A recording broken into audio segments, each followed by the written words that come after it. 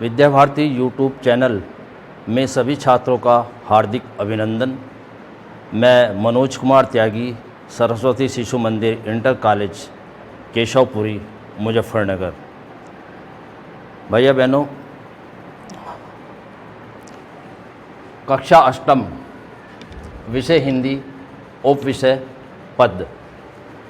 भैया बहनों, जैसे कि आपने हिंदी की काव्यखंड में सूरदास के पद और तुलसीदास की चौपाई, बिहारी, रहीम और कबीर के दोहों को पढ़ा है, तो आज हम गिरधर की कुंडलियाँ का अध्ययन करेंगे।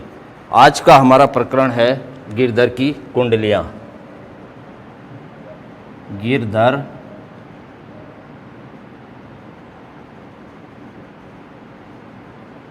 की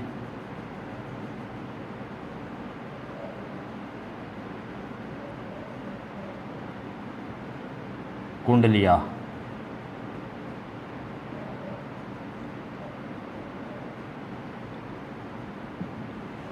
गिरधर की कुंडलियाँ।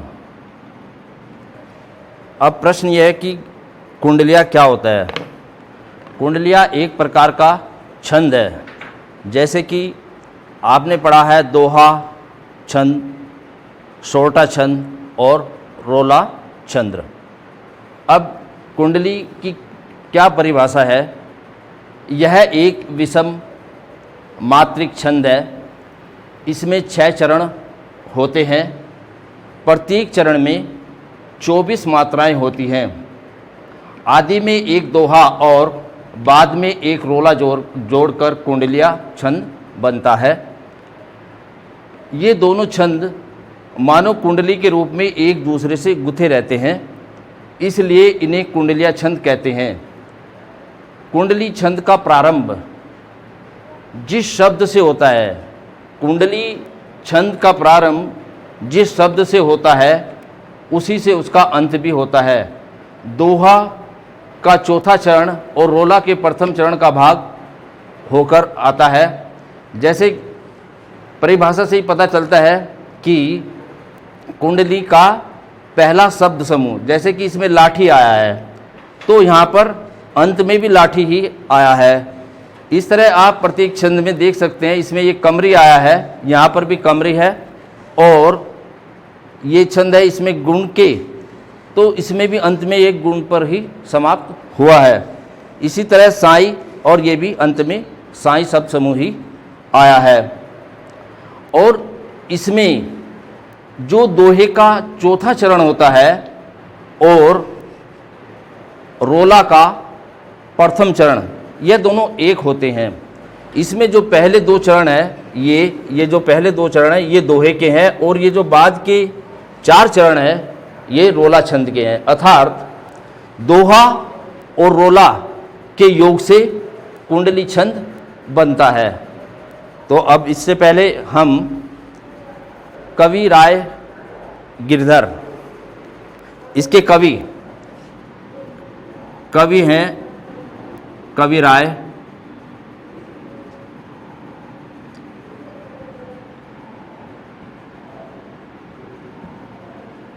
गिरधर।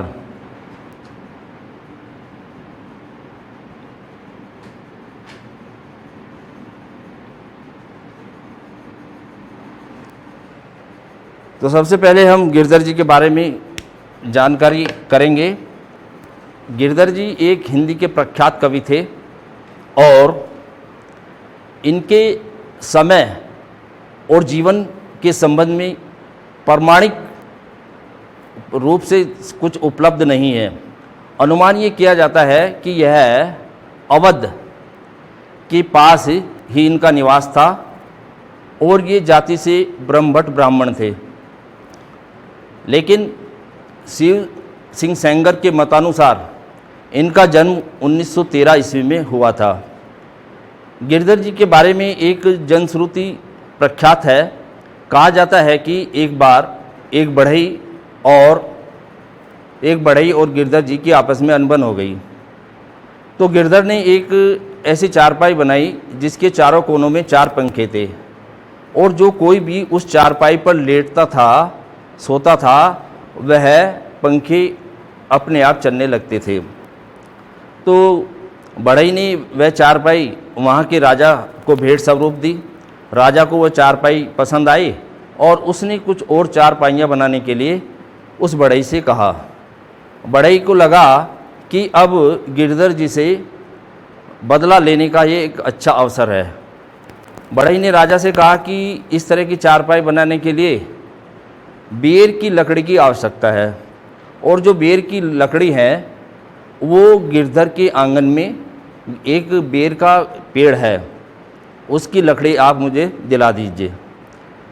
राजा ने गिरधर जी से उस पेड़ की लकड़ी को मांगा, उस पेड़ को मांगा, तो उन्होंने उसको मना कर दिया। ज़बरदस्ती उसको काट लिया गया। तो इस कार्य से गिरधर जी दुखी होकर अपनी पत्नी के साथ उस राज्य को छोड़कर चले गए। वह अपनी कुंडलियाँ सुनाते थे और मांगकर खाते थे। गिरधर जी की कुंडलियाँ सीधी और सरल भाषा में है और इसका सीधा संबंध समाज से है। यह नीतिपरक है, व्यवहारिक है और आध्यात्मिक है। ये कुंडलियाँ सीधी भाषा में है और ये इनकी जो कुछ कुंडलियों में साईं का छाप मिलता है, जिसके बारे में यह धारणा है कि यह रचना इनकी पुत्री की है, और यह अनुमान किया जाता है कि यह पंजाब के रहने वाले थे और बाद में यह इलाहाबाद के पास रहे। गिरधर कविराय की कविताओं में 500 के आसपास कविताएं संग्रहित हैं। तो इस गिरधर की कुंडलियों की व्याख्या करने से पहले इसकी काठिन्य निवारण, कमरी का अर्थ है कंबल, मलमल का अर्थ है मुलायम कोमल, और दमरी का अर्थ है धन, कोकिला कोयल, गाहक ग्राहक, कारण कार्य, दुर्जन दुष्ट व्यक्ति, पाहुन मेहमान।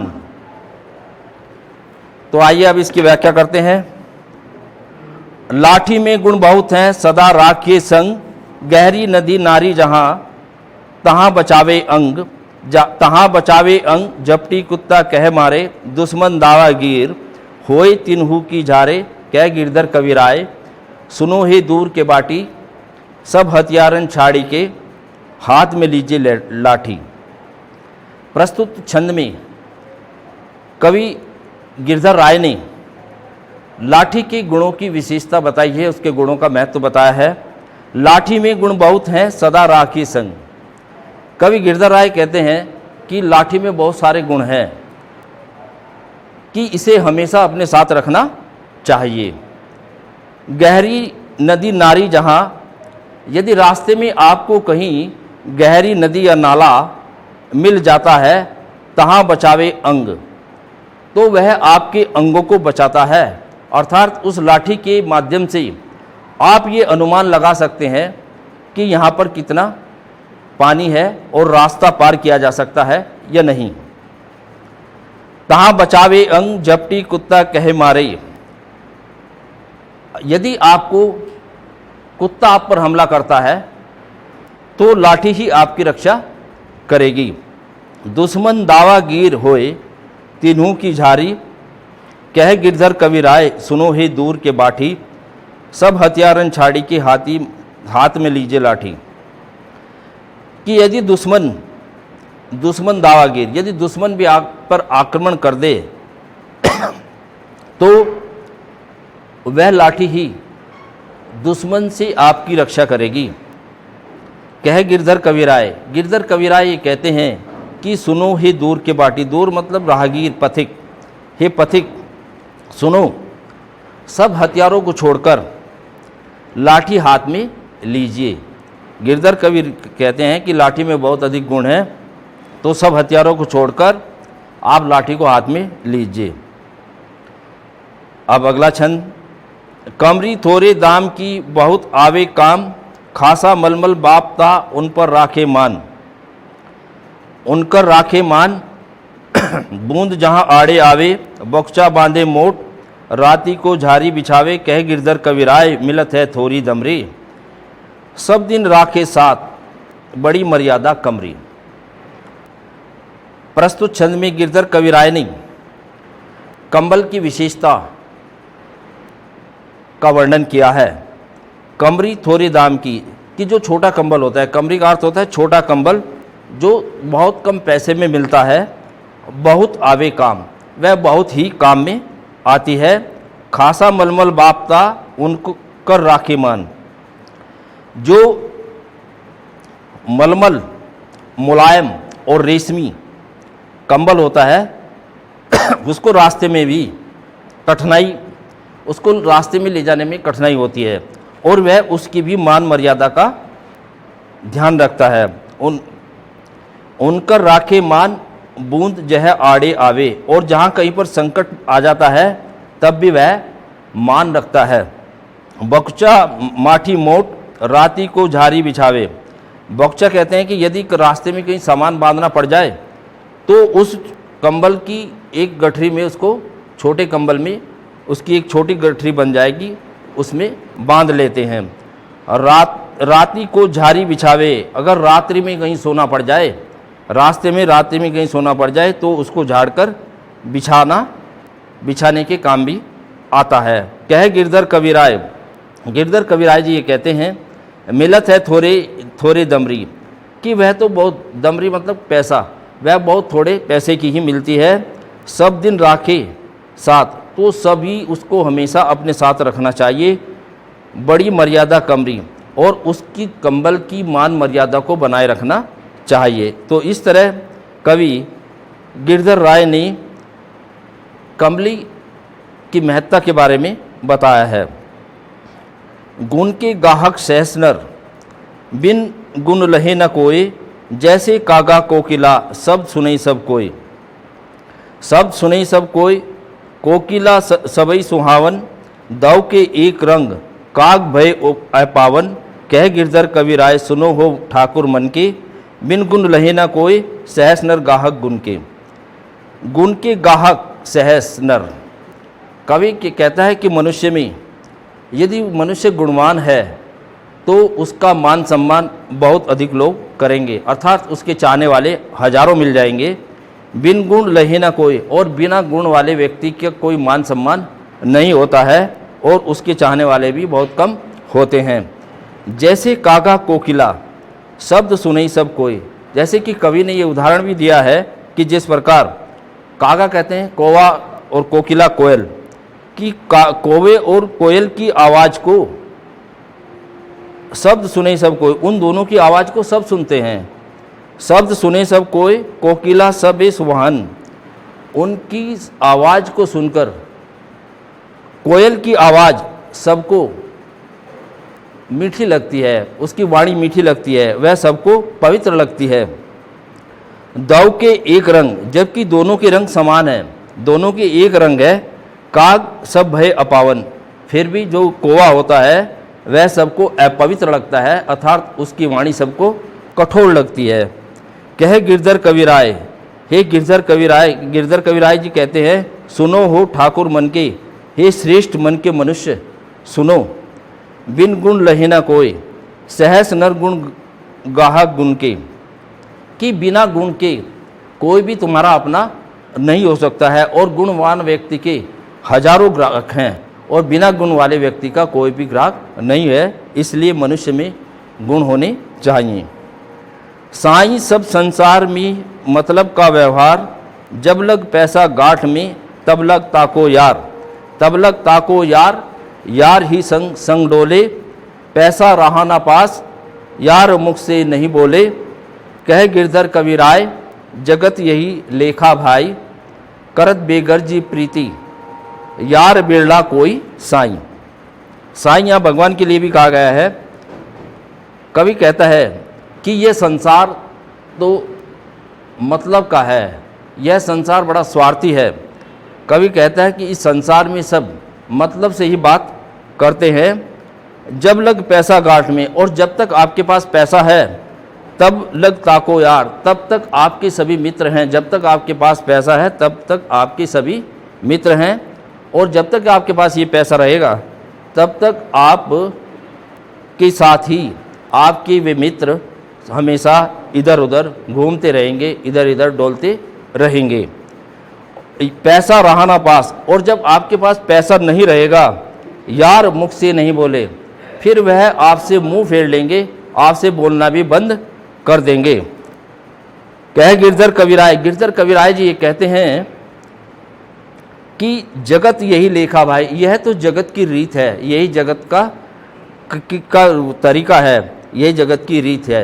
करत बेगर्जी प्रीति यार बिरला कोई साई, कि बिना बेगरज, बिना मतलब कि तो बहुत ही कम आपको आपके मित्र मिलेंगे। आप बिना मतलब की प्रेम करने वाले तो केवल बिरले ही मिलेंगे। अगली पंक्ति, अगला छंद, रहिए लटपट काटी दिन, बरु घामे माम सोए, छाना वाकी बैठिए जो तरु पत्रो होए, जो तरु पत्रो होए, एक दिन धोखा दई है, जा दिन बहे बयारी, टूट तब जर से जही। कह गिरधर कविराय छोटे मोटे को गहिए, पाती सब झारी जाए, तरु छाया में रहिए। कवि ने प्रस्तुत छंद में अनुभवी व्यक्तियों के बारे में बताया है कि यदि उनके साथ रहेंगे तो मनुष्य उन्नति करेगा। रहिए लटपट काटी दिन, कवि कहता है कि सुख दुख को सहते हुए किसी भी प्रकार से सुख काट लो। बरु घामी माम सोए, बरु मतलब चाहे, घामे का अर्थ होता है धूप, चाहे तुमको धूप में ही क्यों ना सोना पड़े, लेकिन छाना वाकी बैठिए जो तरु पत्रो होए, तरु का मतलब पेड़ और पत्रों का मतलब पतला, और कभी भी पतले वृक्ष की छाँव में नहीं बैठना चाहिए। जो तरु पत्रो होए एक दिन धोखा दई है, जो पतला वृक्ष होता है, जो पतला पेड़ होता है, वह एक दिन आपको धोखा दे सकता है और आपके प्राण संकट में पड़ सकते हैं। जा दिन बहे ब्यारी, कि टूट तब जर से जही, कि एक दिन, ब्यारी का मतलब आंधी तूफान, जब एक दिन हवा के साथ आंधी तूफान आएगा तब वह पतले पेड़ टूटकर गिर जाएंगे और उससे आपके प्राण संकट में पड़ जाएंगे। कह गिरधर कविराय, गिरधर कविराय जी कहते हैं छाहा मोटो को गहिए, कि हमेशा मोटे वृक्ष की छाँव में ही बैठना चाहिए। पाती सब झारे जाए, चाहे भले ही उसके सारे पत्ते भी झड़ जाएं, तरु छाया में रहिए, हमेशा मोटे वृक्ष की छाया में ही रहना चाहिए। कवि का कहने का तात्पर्य यह है कि मनुष्य को हमेशा अनुभवी व्यक्तियों की संगति में ही रहना चाहिए, और अनुभवी व्यक्तियों की संगति में रहने से वह पतन की ओर जाएगा। अगला छंद, बाड़े पानी नाव में, घर में बाड़े दाम, दाव हाथ उलिचिए, यही श्यानो काम, यही श्यानो काम, राम को सुमरिन कीजिए, पर स्वार्थ के काज शीश आगे धर दीजिए। कह गिरधर कविराय बड़ेन की यही बानी, चलिए चाल सुचाल, रखिए अपना पानी। प्रस्तुत छंद में कविराय गिरधर जी ने कहा है कि जब आपके पास अपार धन संपदा हो तो उसको परोपकार के कार्य में लगाना चाहिए। परोपकार के महत्व के बारे में बताया है। पानी बाढ़े नाव में, कवि कहता है कि जब नाव में पानी बढ़ जाता है तो उसको दोनों हाथों से बाहर निकालते हैं, और यदि नहीं निकालेंगे तो पानी की में नाव के डूबने का खतरा रहेगा। घर में बाढ़े दाम, इसी प्रकार जब घर में अपार धन संपत्ति हो, दो हाथ उलझिए, तो दोनों हाथों से परोपकार के कार्य कीजिए, उसको परोपकार के कार्य में लगाना चाहिए। यही श्यानो काम, श्यानो का अर्थ है बुद्धिमान, समझदार, यही समझदार और बुद्धिमान लोगों का काम है यही श्यानो काम राम को सुमरिन कीजिए। और समझदार व्यक्तियों का यही कार्य है कि वह राम का स्मरण करते हैं। पर स्वार्थ के काज शीश आगे धर दीजिए और परोपकार के कार्य के लिए, दूसरों की भलाई के लिए अपनी सिर को भी आगे कर दीजिए। कहे गिरधर कविराय। गिरधर कविराय यही कहते हैं कि बड़ेन की यही वाणी, कि बड़े लोगों की यही वाणी है, चलिए चाल सुचाल, कि उसी रास्ते से चलिए जो सही हो। राखिए अपना पानी और अपने पास केवल उतना ही धन का संग्रह करना चाहिए जितना कि पीने के लिए घड़े में पानी रहता है, इतनी ही संपत्ति को अपने पास रखना चाहिए। बीती ताही बिसार दे आगे की सुध ले, जो बनी आवे सहज में ताही में चित दे। ताही में चित देई बात जोई बनी आवे, दुर्जन हसी न कोय चित में खता न पावे। कह गिरधर कविराय यही मन प्रतीति, आगे को सुख समझी होई बीती सो बीती। गिरधर कविराय जी कहते हैं कि बीती ताहे बिसार, बिसारी का अर्थ होता है भूलना, कि जो आपसे पूर्व में हो गया है उसको भूल जाना चाहिए। गलती से कोई भी कार्य आपसे हो गया है तो उसको भूल देना चाहिए, अर्थात अतीत में की गई गलती को भूलकर भविष्य की चिंता करनी चाहिए। आगे की सुध ले, आगे के बारे में विचार करना चाहिए, आगे के बारे में सोचना चाहिए। जो बनी आवे सहज में ताही में चित देई।